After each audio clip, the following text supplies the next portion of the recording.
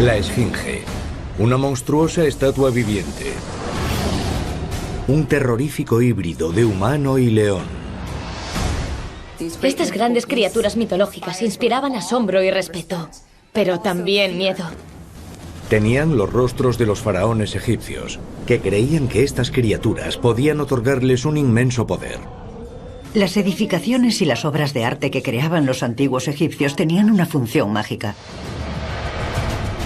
¿Qué inspiró este formidable mutante? ¿Por qué fue creado?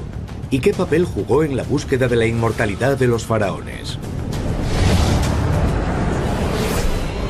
Hoy, varios equipos de expertos utilizan los últimos avances científicos y arqueológicos para descubrir la verdad oculta tras esta increíble criatura. Nos pone un poco nerviosos levantarla. Y desvelar cómo la gran esfinge llegó a ser tan poderosa como los propios faraones. Criaturas mitológicas, los secretos de la esfinge. La esfinge. Durante más de 2000 años, esta extraña y aterradora criatura híbrida nos ha mantenido bajo su poder. Podemos ver la esfinge representada en diversas culturas. Egipto, Grecia, India, Asia. Los griegos la temían como a una feroz devoradora de hombres. El mundo árabe la conocía como el padre del terror. Obviamente, la imagen de la esfinge era muy poderosa y aparece en muchas otras culturas, pero a menudo de forma muy diferente. En Grecia, por ejemplo, era francamente peligrosa y malvada. Pero en ningún otro lugar, la esfinge fue más poderosa y venerada que en Egipto. La esfinge más famosa está junto a las pirámides de Giza. Pero antaño, hubo innumerables esfinges en este reino del desierto. Cada una tenía el rostro de un faraón, incluido el rey niño, Tutankamón. No hay muchas criaturas en la historia mundial con un legado tan duradero como la esfinge del antiguo Egipto.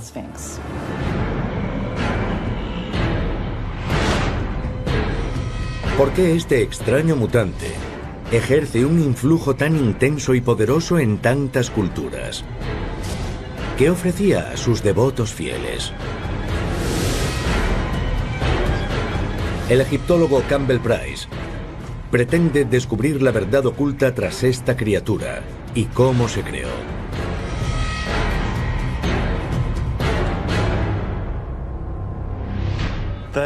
La gran esfinge de Giza es la estatua colosal más antigua y grande del antiguo Egipto. Sabemos muy poco sobre por qué fue construida o incluso qué representa realmente. Campbell ha descubierto que el concepto que los antiguos egipcios tenían de las estatuas era muy diferente al que tenemos hoy. Esta es la palabra del antiguo Egipto en jeroglíficos para esfinge, Seshep Ankh, o imagen viva. Aunque tendemos a pensar en las esculturas como obras de arte, en el antiguo Egipto las estatuas eran poderosos objetos mágicos. Tenían vida propia. En la era de los faraones, esta criatura no era en absoluto mitológica. Esta estatua no es una representación de la esfinge. Es la propia esfinge.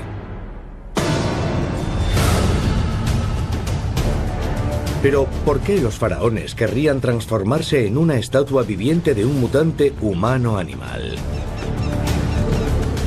Campbell cree que la respuesta podría estar en el elemento de la esfinge, que permanece constante en todas las culturas. El cuerpo de león. Examina una talla para investigar cómo los gobernantes de Egipto comenzaron a representarse a sí mismos como leones.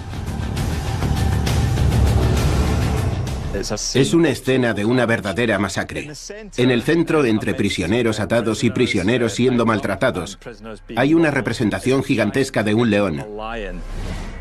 Y no es cualquier león, es una descripción del propio faraón al mando, luchando contra los enemigos de Egipto y jurando vengarse de cualquiera que se opusiese a él. El león siempre es en todas las culturas el rey de las fieras, una máquina de matar. En diversas épocas y en algunas culturas concretas, vemos que la fiera más dominante, el animal salvaje más grande, el más poderoso y el más fuerte, acaba representando a la realeza, a los nobles, a los líderes de esa sociedad. Un célebre faraón llevó incluso su fascinación por los leones hasta su tumba. En Giza hay expertos restaurando decenas de miles de piezas.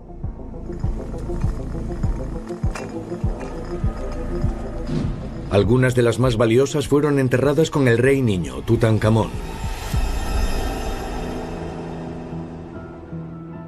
Esta cabeza forma parte de un lecho de la colección Tutankamón. Sobre todo en el rostro, pueden ver las incrustaciones en los ojos y en la nariz. En este, adopta la forma de un león. Las imágenes que destacan de inmediato entre las piezas de la tumba de Tutankamón son de leones, tanto en su lecho ceremonial como en su carroza. El rey recibe su poder del león. Antes del año 3000 a.C., era habitual ver leones en Egipto. Pero cuando los egipcios cambiaron la vida nómada por la ganadería, con el fin de proteger su ganado, cazaron a los leones casi hasta su extinción. Sin embargo, la imagen de este temible depredador vivió como símbolo del feroz poder que se esperaba de un rey.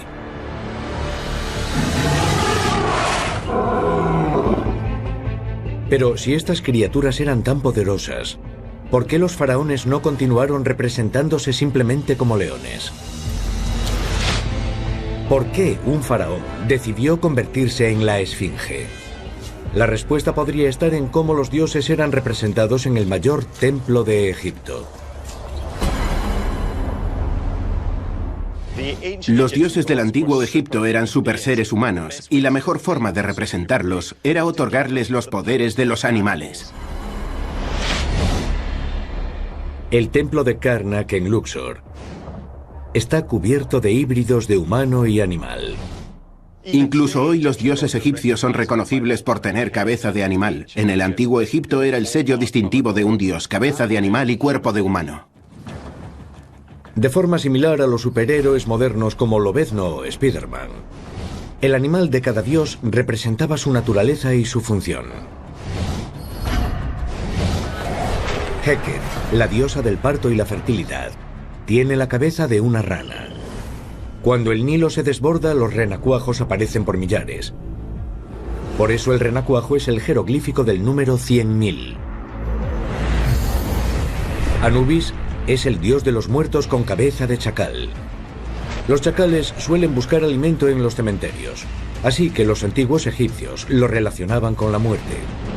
Y Khepri, el dios creador, tiene cabeza de escarabajo pelotero. Este animal pone sus huevos en bolas de excremento, así que sus crías parecen surgir de la nada. Un rasgo apropiado para el dios de la creación. A menudo nos resulta complicado comprenderlo, ya que estamos habituados a una sociedad con un solo dios. Pero en aquellas sociedades, lo divino adoptaba la forma más adecuada para realizar su función. Tener el cuerpo de un león proporcionaba a un dios fuerza, poder y ferocidad. Según el mito, el dios Sol Ra envía a su hija Sekhmet a la tierra para castigar a los humanos que lo abandonaron. Como diosa de la guerra, Sekhmet no hace prisioneros. Inicia una matanza que amenaza con acabar con la humanidad. Para detener la masacre, Ra engaña a su hija. Inunda la tierra con cerveza y jugo de granada. Creyendo que es la sangre de sus víctimas, Sekhmet bebe el cóctel de Ra. Pierde el conocimiento durante 3 días. Cuando despierta, su rabia ha desaparecido. El mensaje está claro. Solo un dios podía apropiarse de la fuerza de un león.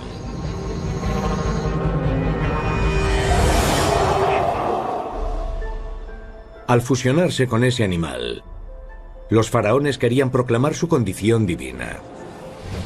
Los faraones se representaban a sí mismos con cabezas u otras partes de animales.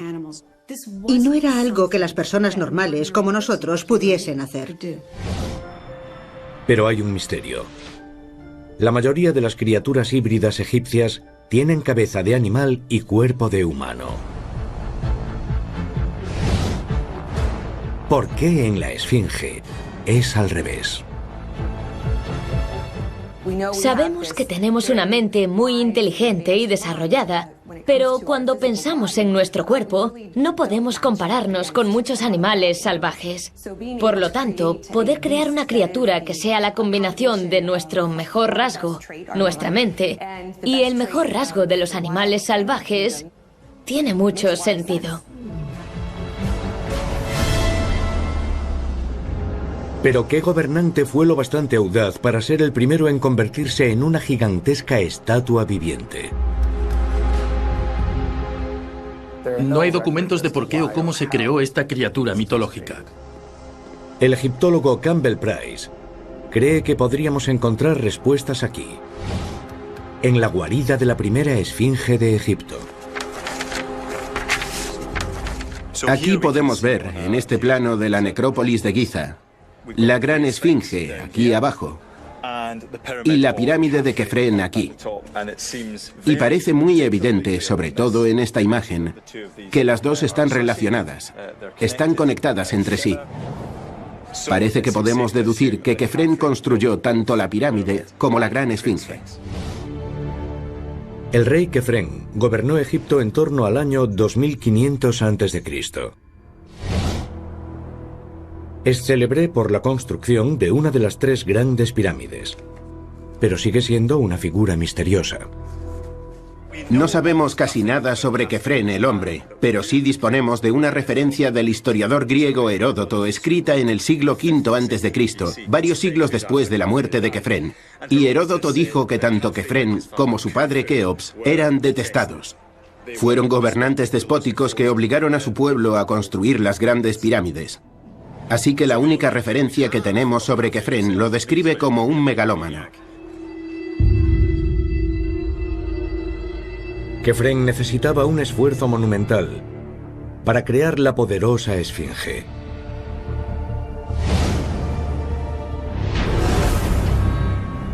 Hace 4500 años, a la sombra de las pirámides, los trabajadores excavaron miles de toneladas de roca del suelo para tallar una criatura colosal del tamaño de un avión de pasajeros. Tenía una cabeza humana que se elevaba hasta los 20 metros de altura y garras de león que se extendían más de 18 metros hacia adelante. La fusión de rey y fiera creó una criatura mitológica realmente épica. ¿Cómo esperaba Kefren usar este gigantesco monstruo de piedra para lograr más poder en este mundo y el siguiente? La respuesta podría estar en el templo ubicado a los monumentales pies de la esfinge. Estoy recorriendo la línea central del templo y la brújula me indica que esta línea está orientada exactamente de este a oeste. Para algunos arqueólogos, esa exactitud descarta que se trate de una mera coincidencia. La esfinge y su templo están alineados según el tránsito del sol poniente.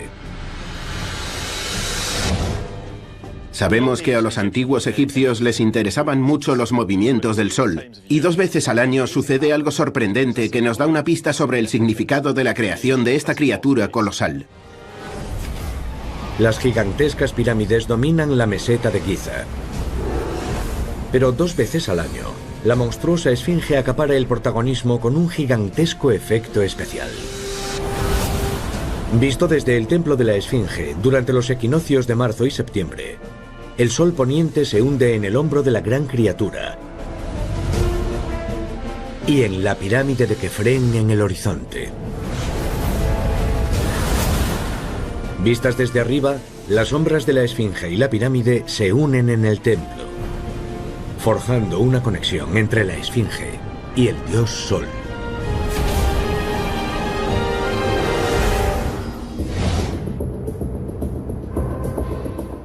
Los constructores de las grandes pirámides, Keops, Kefren y Micerino, tenían una relación muy estrecha y especial con el dios Sol, porque su familia se describía a sí misma como los hijos del dios Sol.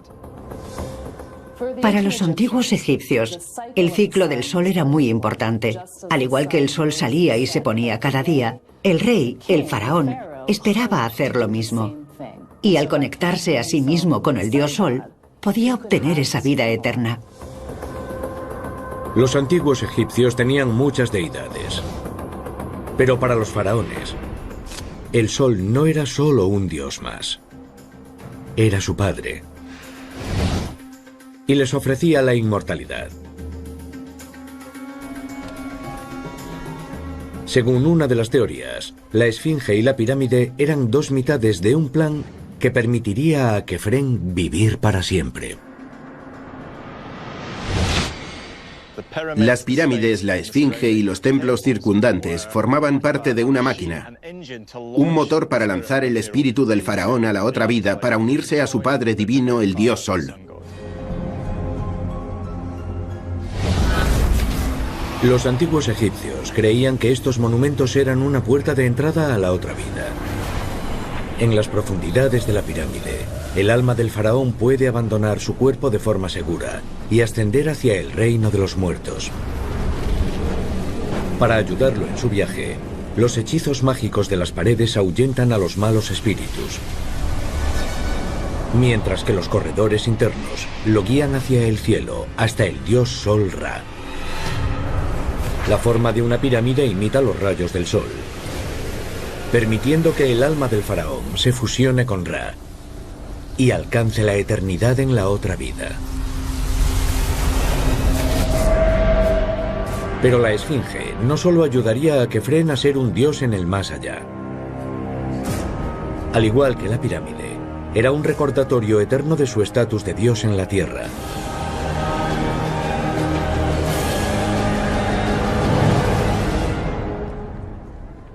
Pero Campbell cree que el complejo que forman la Esfinge, los templos y la pirámide, diseñado para lanzar a Kefren a la otra vida, nunca fue terminado.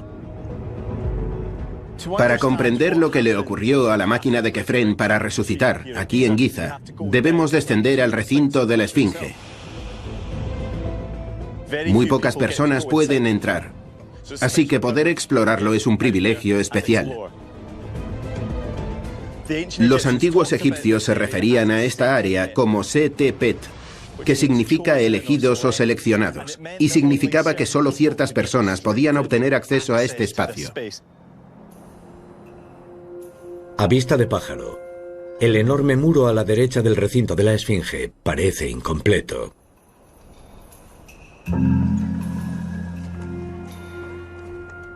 Esta plataforma del lecho rocoso en el lado norte de la Esfinge parece poco precisa, parece inacabada.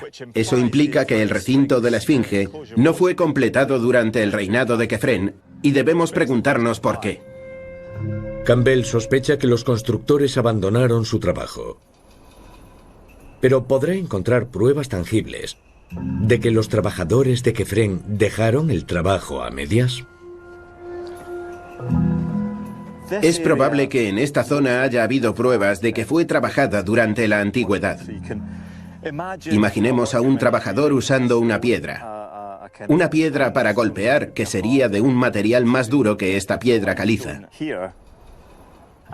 Iban desprendiendo secciones, un fragmento tras otro, hasta terminar demoliendo secciones enteras de piedra.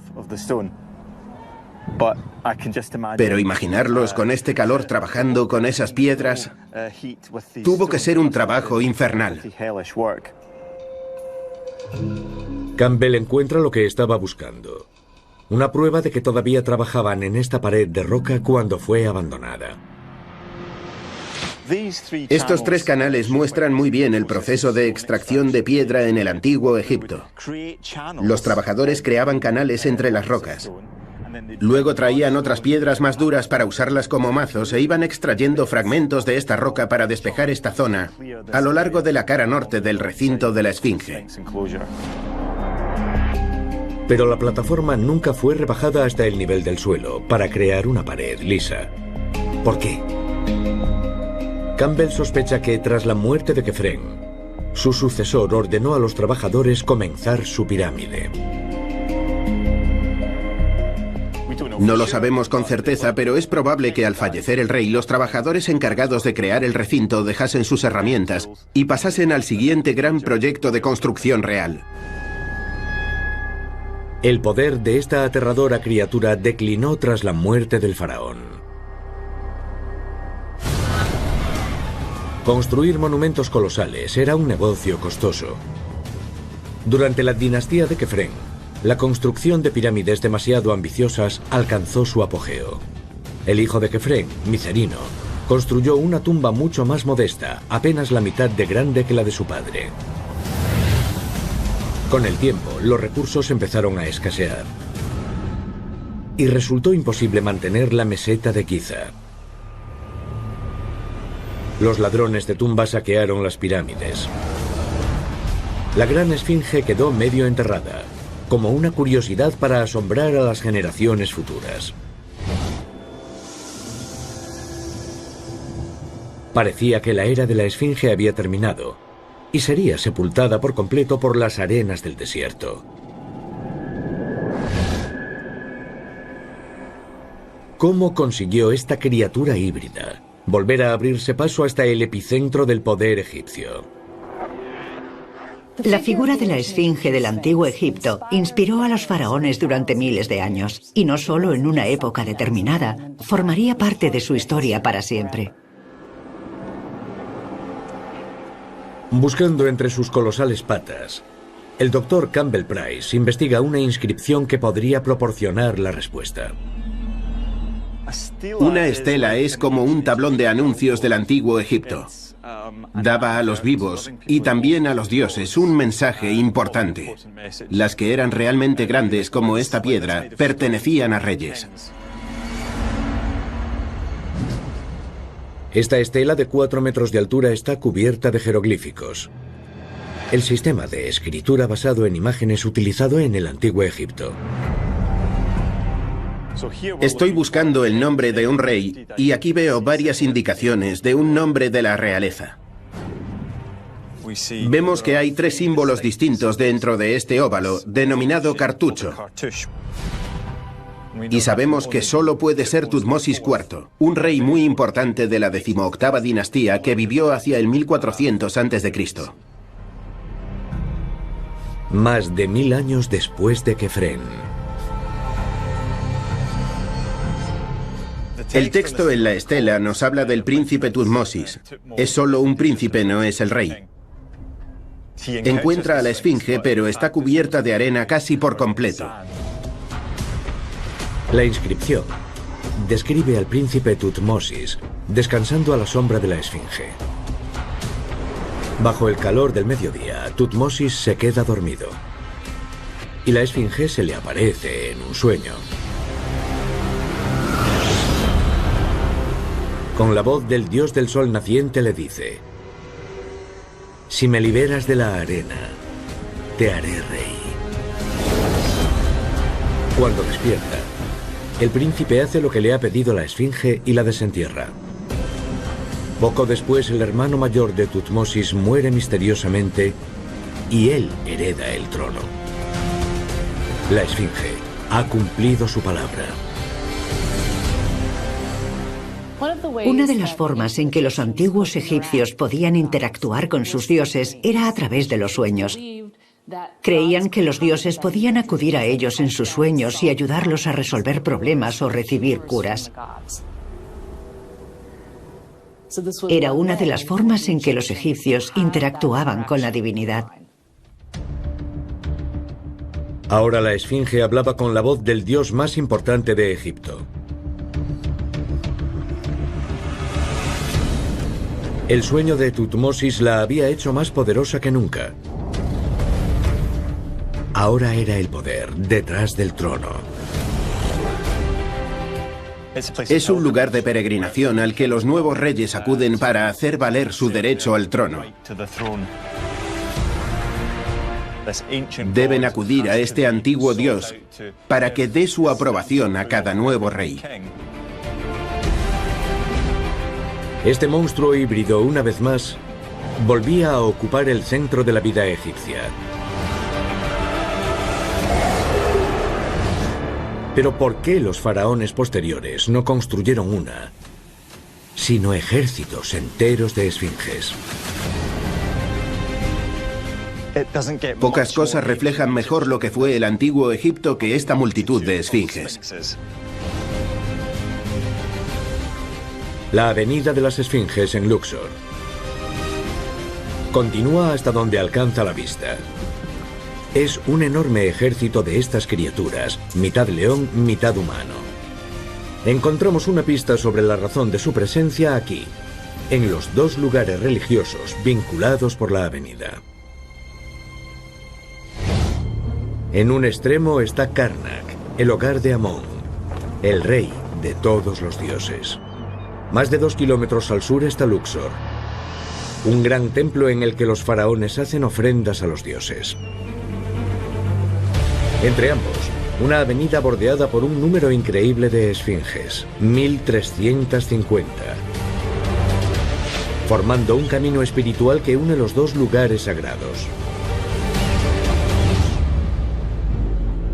¿Por qué están aquí las esfinges? El primer paso es descubrir de quién es su rostro. El arqueólogo Mostafa Al-Sahir aún sigue encontrando estatuas. Seguimos excavando para descubrir todas las estatuas de la esfinge. Mostafa y su equipo están reconstruyendo una de estas magníficas criaturas, trozo a trozo. Requiere tiempo, pero la paciencia es algo muy importante. La última etapa será poner la cabeza encima. Un error podría hacer que la antigua escultura se estrellara contra el suelo.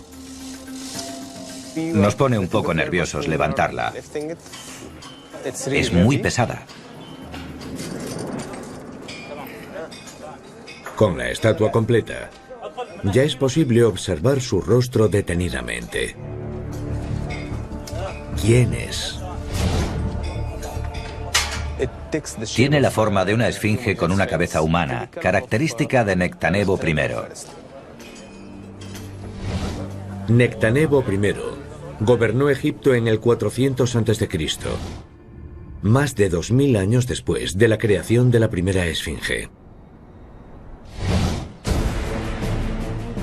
Durante todo ese tiempo, un faraón tras otro construyó esfinges con su rostro.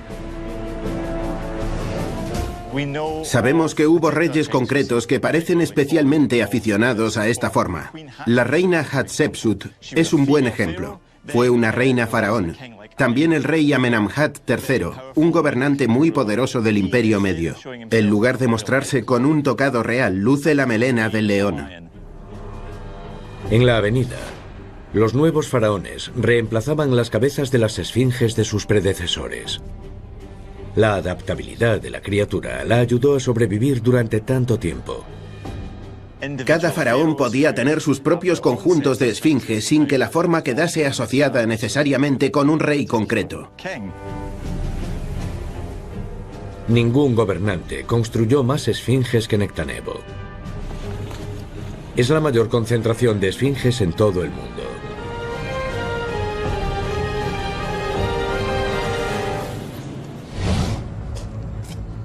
Campbell Price cree haber encontrado una pista de por qué Nectanebo mandó construir todo un ejército de esfinges en la propia avenida.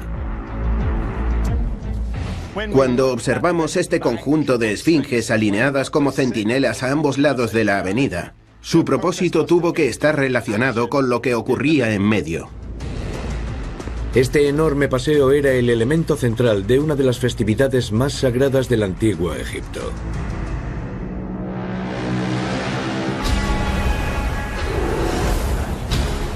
Una vez al año, todos los ojos de Egipto se concentraban en la avenida de las Esfinges, mientras los sacerdotes portaban una estatua del dios Amón desde Karnak hasta Luxor. Al igual que las Esfinges, creen que la estatua de Amón está viva.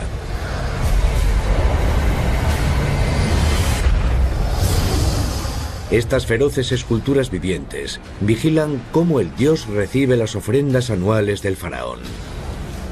Un ritual sagrado que recuerda a los egipcios la autoridad divina de su rey. Campbell cree que el ejército de esfinges desempeñaba un papel crucial en esa ceremonia. Garantizaban que pudiese celebrarse. Aunque los dioses del antiguo Egipto eran increíblemente poderosos, también eran bastante vulnerables, sobre todo cuando abandonaban su morada en su templo. Necesitaban protección mágica y ritual, y este escuadrón de esfinges actuaban como guardianes de los dioses en sus viajes rituales. La esfinge divina se estaba convirtiendo en la protectora de otros dioses, en una figura benévola. La clave del éxito de esta forma es su adaptabilidad, su flexibilidad. Eso explica el hecho de que la esfinge, esa criatura, esa imagen de la criatura, tenga tanto éxito durante más de 2000 años. Pero ¿por qué esta poderosa criatura cayó finalmente en desgracia? En la avenida de las Esfinges, el arqueólogo Mostafa al-Sahir desvela una posible pista.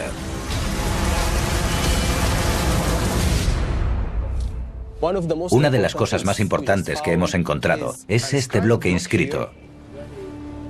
Este de aquí, con el nombre de Cleopatra. La célebre reina Cleopatra fue la última faraona de Egipto. Supervisó inmensas obras de construcción, cada una con su título real inscrito. Pero algo está mal en esta inscripción.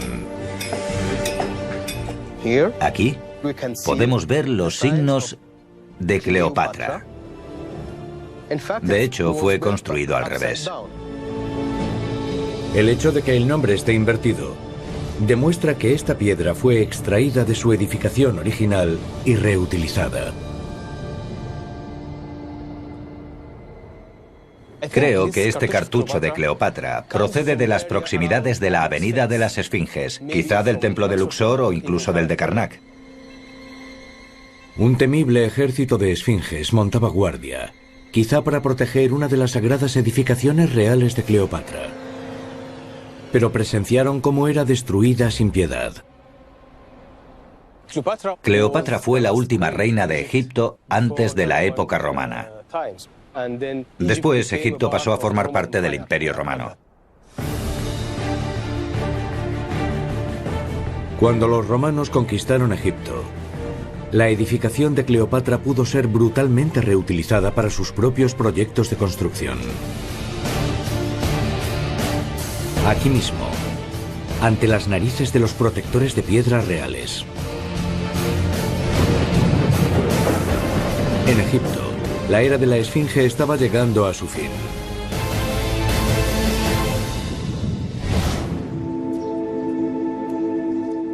Pero no fueron los romanos quienes pusieron el último clavo al ataúd de la Esfinge. Las pistas se encuentran en el poderoso templo de Karnak. Aunque hace años que vengo a Karnak, no había visto antes un monumento muy interesante y especial en la parte posterior del templo. Los daños sufridos por esta estatua se deben a algo más que la erosión.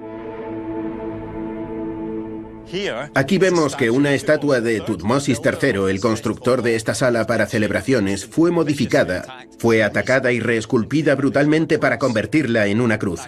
Eso nos da una pista sobre el destino de la imagen de la Esfinge. Campbell encuentra más pruebas a la vuelta de la esquina. Entre las pinturas de hace más de 3000 años, aparece un inesperado intruso. Aquí, en esta hermosa estancia pintada, entre sus gloriosos colores hay una imagen de un santo cristiano. Huyendo de la persecución romana, algunos de los primeros cristianos vivieron en estos espacios abandonados. Rápidamente pasaron de ser una minoría oprimida a ser la mayoría dominante. De repente, la Esfinge fue acorralada. Los cristianos se escondían de los romanos, pero no lo hicieron durante mucho tiempo porque el dominio del cristianismo en Egipto significó el fin de los antiguos dioses. Como dice la Biblia, el primer mandamiento es: no tendrás dioses ajenos delante de mí. Los cristianos prohibieron el culto a los iconos paganos, poniendo fin a más de 2 milenios de dominio de la Esfinge en Egipto. Pero la naturaleza de la Esfinge volvería a cambiar para resurgir en otros lugares como un símbolo del mal. ¿Por qué? Encontramos una pista en Olimpia, Grecia. Aquí, la arqueóloga Ancí Dipla investiga otra criatura híbrida con cuerpo de león: el grifo. Podemos ver esta asombrosa criatura en esta moneda siciliana del siglo IV a.C. Como podemos ver, el grifo estaba formado por dos poderosos animales: el león y el águila. Los antiguos griegos creían que los grifos vivían muy lejos, en Asia Central, donde anidan. Entre sus huevos hay pepitas de oro que desentierran al construir su nido. De día, el grifo protege sus huevos del sol ardiente. Y por la noche, debe protegerlos de los cazadores de tesoros, que intentan robar el oro que está bajo el grifo. Pero su agudo oído detecta a cualquier intruso y no duda en matarlo. En Grecia, los grifos y las esfinges tienen muchas similitudes. Ambas criaturas tienen el cuerpo de un poderoso león. Ambas tienen alas y llegan de tierras lejanas a través de Oriente Próximo. Fijaos en sus orejas erguidas, su boca abierta, su rostro aterrador. Siempre está alerta. Siempre está en guardia. Así que esta temible criatura es perfecta para intimidar a posibles ladrones. A los griegos les fascinaban las criaturas híbridas, como el grifo y la esfinge. Las representaron en innumerables obras de arte. Ambas criaturas mutantes podían ser feroces. La persona que pidió que añadieran esta cabeza de grifo al caldero que ofreció a los dioses quería mostrar una capa de protección sobrenatural. Como si utilizase a este monstruo para proteger el tesoro. Es probable que los viajeros trajeran a Grecia relatos sobre la esfinge y el grifo.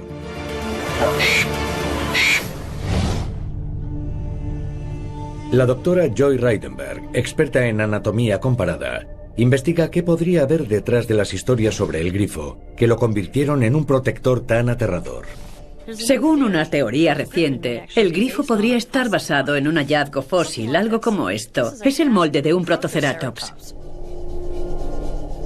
En su cráneo hay un rasgo que destaca.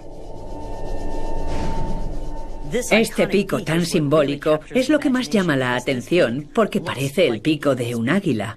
Fijaos en su punta aquí delante, que se une con la mandíbula inferior. Y era enorme, era poderoso. Podría hacerte mucho daño, partirte en dos. Según dicha teoría, el inmenso cuerpo del Protoceratops también pudo inspirar la idea del cuerpo de león. Si no sabían nada sobre dinosaurios, ¿con qué podían relacionar esto? Es algo con un pico que parece de ave y con un cuerpo del tamaño de un león. Y sabemos que había leones en esa región, así que si unes las dos cosas, tienes un león con cabeza de ave, tienes un grifo. A los griegos les apasionaba la extraña biología de estas peligrosas criaturas híbridas. En Oriente Próximo, la esfinge era peligrosa y agresiva. Así que la incluyeron en su mundo mitológico de monstruos malvados. Se convirtió en una hermana de la quimera, la hidra de múltiples cabezas y el can cerbero del infierno. La esfinge pasó de ser una figura divina, un símbolo de los faraones, a transformarse en una criatura monstruosa en el arte griego. Pero no solo mutó en una criatura malvada y aterradora. Pasó a ser una figura femenina. Esta miniatura es un buen ejemplo del aspecto de una esfinge en el arte griego. El cuerpo de una leona, alas y la cabeza o el busto de una bella doncella. A diferencia de sus predecesoras en Egipto, en el arte griego casi siempre es una figura femenina. Era un símbolo del terror para una sociedad dominada por hombres. Normalmente son los hombres que dominan a las mujeres. En este caso tenemos a la esfinge como una mujer salvaje que ataca a los hombres, sobre todo a hombres jóvenes. Es una devoradora de hombres.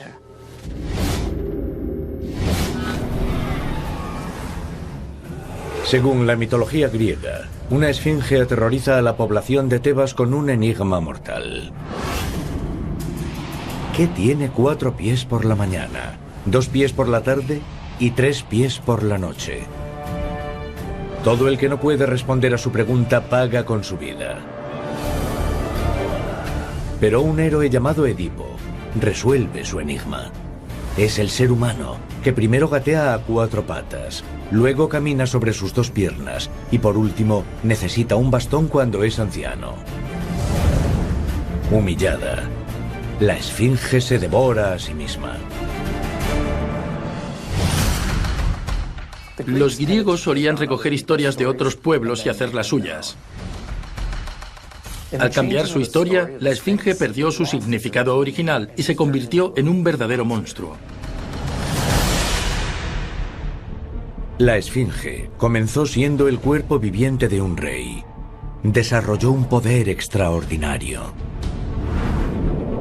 Y se convirtió en un guardián sagrado de los propios dioses. Los símbolos como la esfinge eran el puente entre el mundo divino y el mundo real. Cuando pensamos en estas criaturas mitológicas, una de las razones por las cuales sus historias perduran es porque todas ellas comparten algo, su poder. Y eso era lo que interesaba a los pueblos de la antigüedad. Una forma de aprovechar ese poder y utilizarlo en su beneficio. La fama de la esfinge se extendió más allá de las fronteras de Egipto y se convirtió en un monstruo devorador de hombres. Muy diferente de la criatura divina original. Uniendo pistas y descubriendo sus secretos, podemos comprender un poco mejor una de las criaturas mitológicas más célebres en todo el mundo.